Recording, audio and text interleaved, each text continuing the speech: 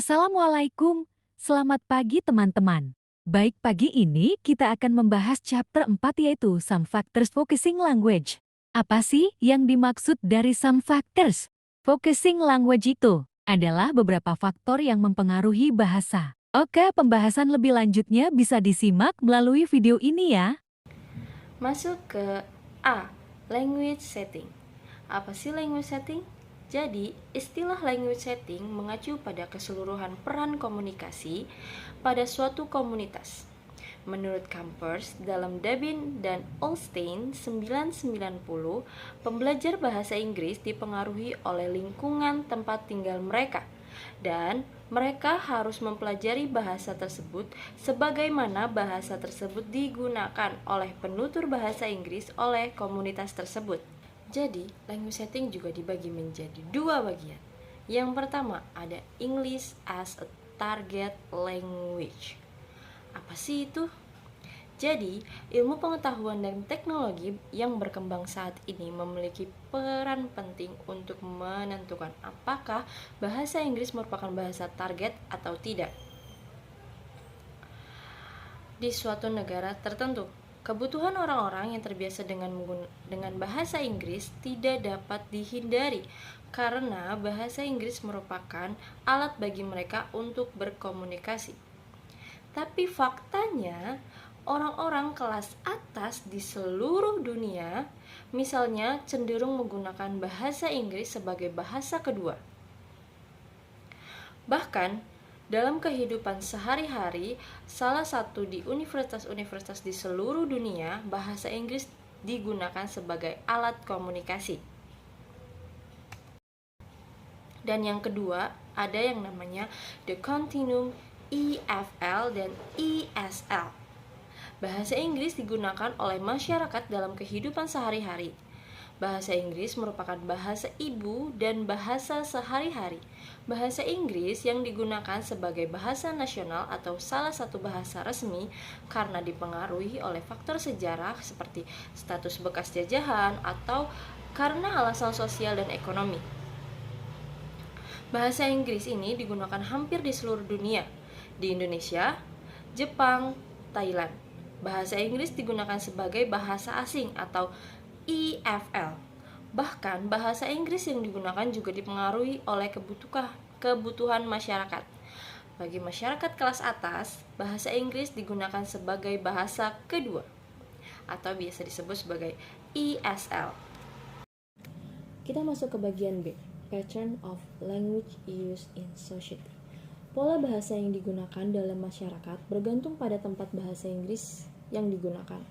Dabin dan Olstein berfokus pada 3 bidang utama, yaitu 1. Peran bahasa Inggris dalam pendidikan, 2.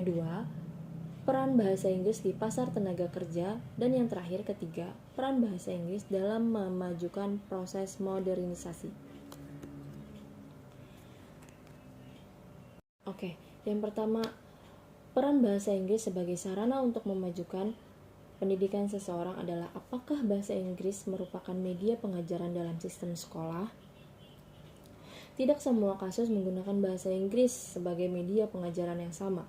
Untuk mengevaluasi peran bahasa Inggris yang sebenarnya dalam sistem sekolah, penting untuk memiliki gambaran lengkap tentang semua mata pelajaran yang diajarkan di sekolah dan semua buku teks dan materi pengajaran lainnya yang tersedia.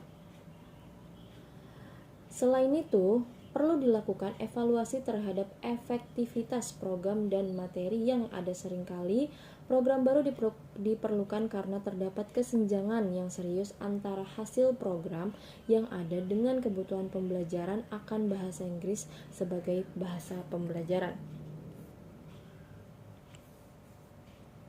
Kedua, ada di labor market yang biasa disebut pasar tenaga kerja.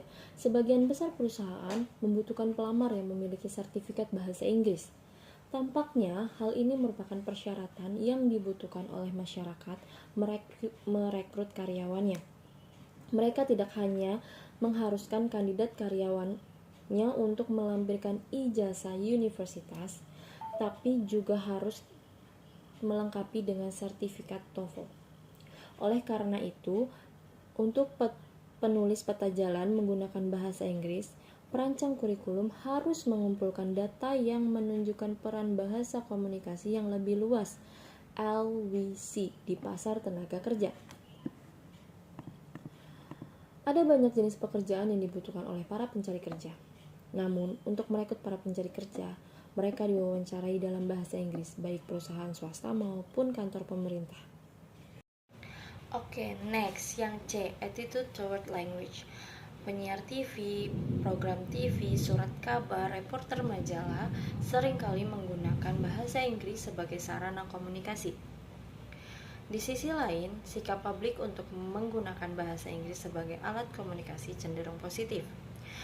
Publik cenderung mengikuti gaya Amerika dan kemudian Cina, bahkan sebagian besar pemuda yang tinggal di Hong Kong dan Taiwan sebagai contoh dipengaruhi oleh gaya hidup Barat.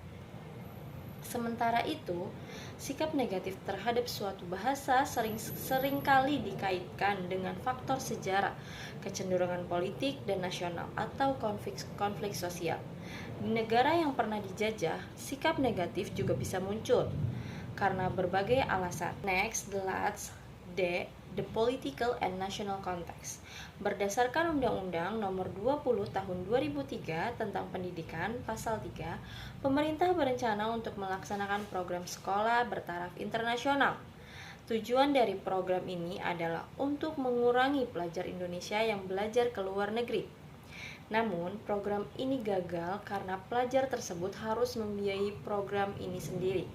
Kemudian, Mahkamah Konstitusi pada tanggal 8 Januari 2013 menerima keputusan untuk mencabut program ini. Sejak saat itu, tidak ada lagi sekolah negeri bertaraf internasional kecuali sekolah swasta. Dan ketika memulai mendesain kurikulum baru atau meluncurkan proyek pengembangan materi, para perencana harus sepenuhnya menyadari prioritas politik dan nasional yang berlaku di masyarakat. Dalam pengambilan keputusan, semua faktor ini harus diperhitungkan.